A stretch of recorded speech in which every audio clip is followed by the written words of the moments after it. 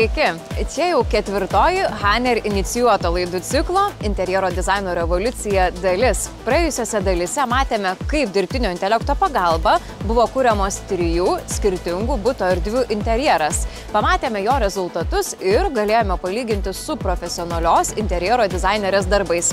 Dirbtinio intelekto treneris Antanas ir interjero dizainerė Monika rado galimų bendradarbiavimo taškų. Tad ketvirtąją užduotį nusprendė vykdyti jau drauge. Šį kartą jų laukia vonios interjeras. Keliaukime pas juos.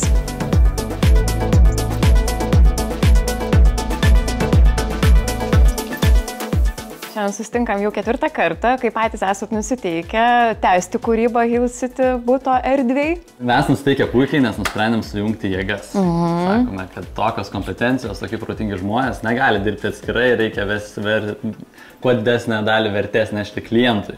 Tai dėl to apjungiame savo ir stilius aprangos, ir į pajėgas, ir įsikėlimą į ofisą, ir štai mes dabar jau čia. Tai šiandien pamatysim jūs abu kartu besidarbuojant, ar ne, ir stebėsim, kokį bendrą jau rezultatą galite gauti. O kaip Monika pati jūs esat nusiteikusi, kaip nuotaikos, ar susigulėjo mintis nuo praeito karto, vis tiek 3 jau, ar ne, turėjome interjerus sukurtus? Na taip, susigulėjo, viskas tvarkojina ir tikiuosi gero galutinio rezultato. Tai šiandien jūsų laukia nauja užduotis - vonios projektavimas.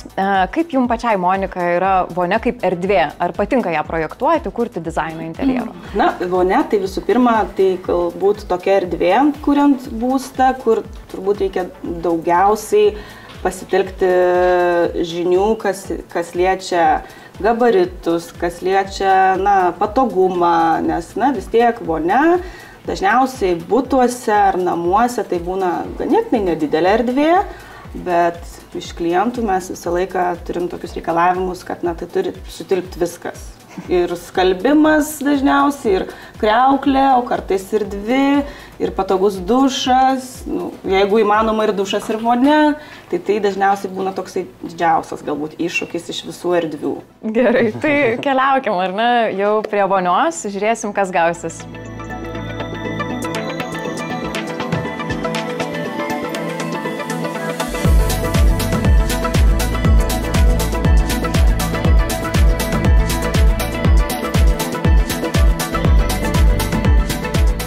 Tai kaip visas tas procesas atrodo jūsų darbų kartu? Kaip atrodo taip. Merginos dirba įvairiomis programomis.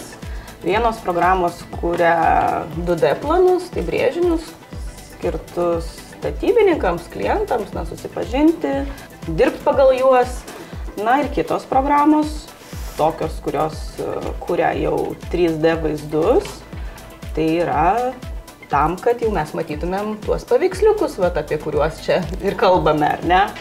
Tai pradžiai būna be faktūrų, be spalvų, tik formos, tada pridedam, atsisiunčiam faktūras, baldus, jų apdailas, konkrečius modelius. Tai šiuo metu mes čia ties mūsų projekto vonios kambariu esame, tai matot, galim parodyti ir, kad durelės atsidaro, dušo, konkreti santechnika sudėta, tokia, kokią ir siūlytumėm, tarkim, jau realybėje klientui. Taip, ir visas tas interjeras, visas grožis jau net matosi, čia po truputį matau išryškėja. Taip, be spalvų ir be tų visų šešėlių ir be visų, kaip sakant, tų realistinių tokių atspalvių. O iš kur jūs apskritai semiatės įkvėpimo tiems dizainams? Darome pradžio tokius kaip eskizus, moodboardus. Iš kažkokių nuotraukų, iš inspiracijų, iš mano jau padarytų darbų nuotraukų, kažkas surasta iš interneto. Tai tokie būna eskizai plokšti. Tada tuos eskizus aš pateikiu klientams, jie tarkim patvirtina, ir tada jau tą plokščią vaizdą mes keliam į tokį vaizdą, kur mes jau galim matyti iš visų. 3D toks vaizdas. Taip ir yra tas visas kūrimo procesas. Čia matome pliką dar dėžutę iš išorės ir jinai, matot, išauginta yra iš tokio kaip vienas tūris visame tame bute. Puiku, tai palinkėsiu sėkmės toliau darbuojantis, pasižiūrėsim, kaip čia Antanui sekasi. Bandome tokį naują dalyką padaryti, nes mes praeitą kartą gavom tokį grįžtamą į ryšį, kad šiek tiek senokį dizainą atrodo mūsų buto, tai mes irgi nusprendėme tada, kad reikia imti ir atnaujinti. ką mes padarėme, tai pasiėmėme dizainus, kuriuos gavome iš mūsų kolegų ir juos sudėjome kaip stilių, iš kurio būtų galima mokytis ir dabar treniruojasi modeliukas, kad padarytų irgi tokį stilių ir kad mes tos kambarius galėtume padaryti tokia stilistika kaip interjero dizaineriai. Tai kokia dabar stadija yra visų darbų, kas vyksta? Mokosi, sukasi, tai rutuliukai, laukia, kol kels tas nuotraukas, tai už kokių 10 minučių turėsim.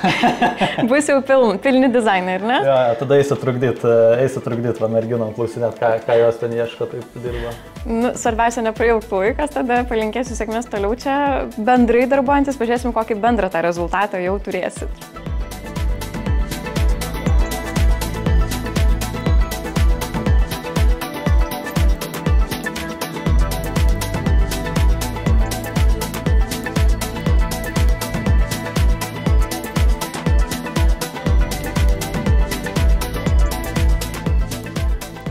Tai ką, savaitė praėjo, darbingai, kaip suprantu, čia dviese sėdėjot, kūrėt kažką, Antanas jau mokino ir kitas interjero dizaineris, kaip ten su...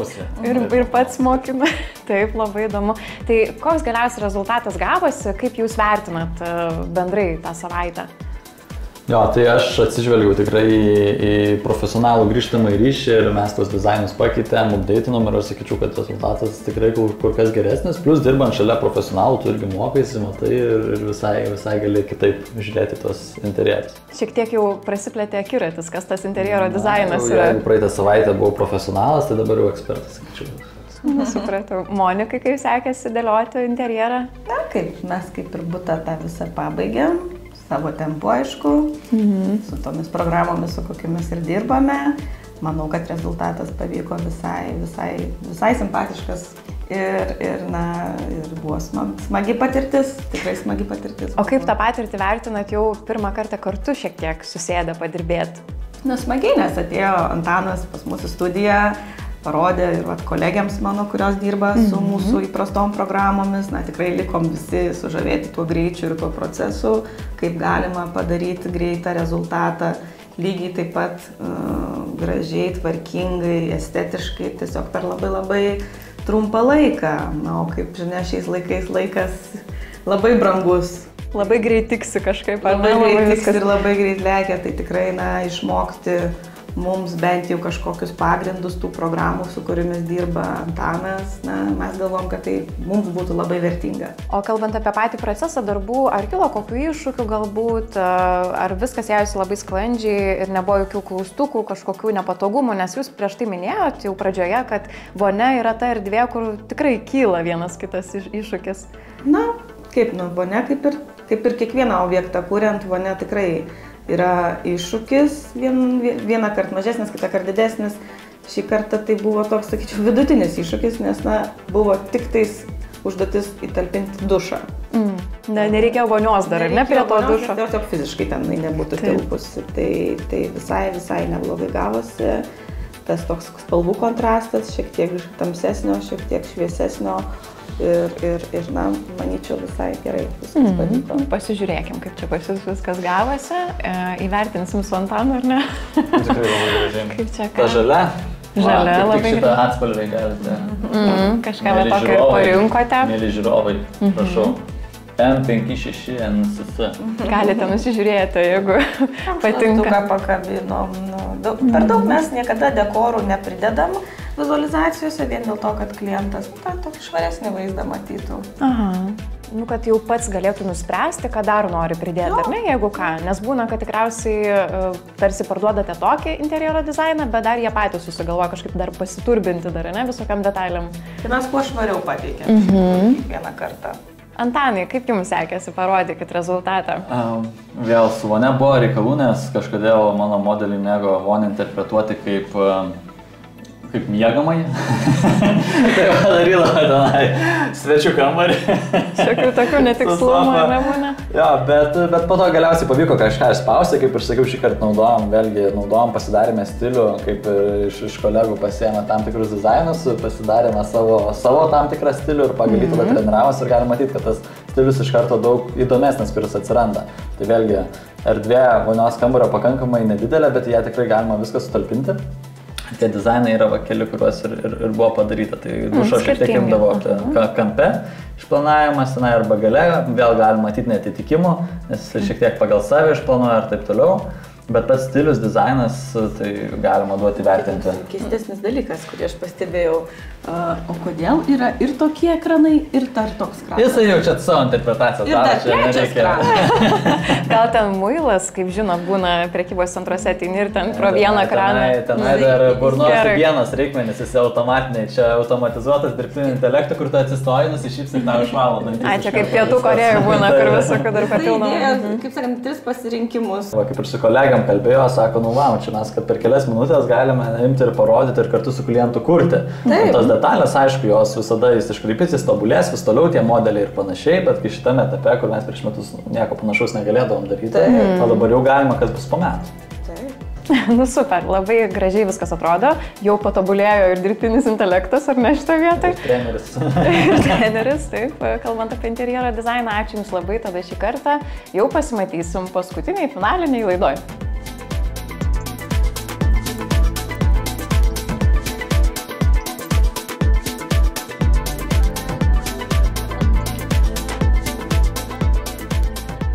Taigi, 4 užduotis įveikta. Bendram tikslui sutelkus tiek interjero dizainerės išmanymą, jos naudojamas priemonės, tiek dirbtinio intelekto įrankius. Antano ir Monikos sukurtą vonios interjero dizainą iš arčiau galite pamatyti Delfi projekto Interjero dizaino revoliucija aplinkoje. Pasimatykime jau kitoje finalinėje laidoje. Iki!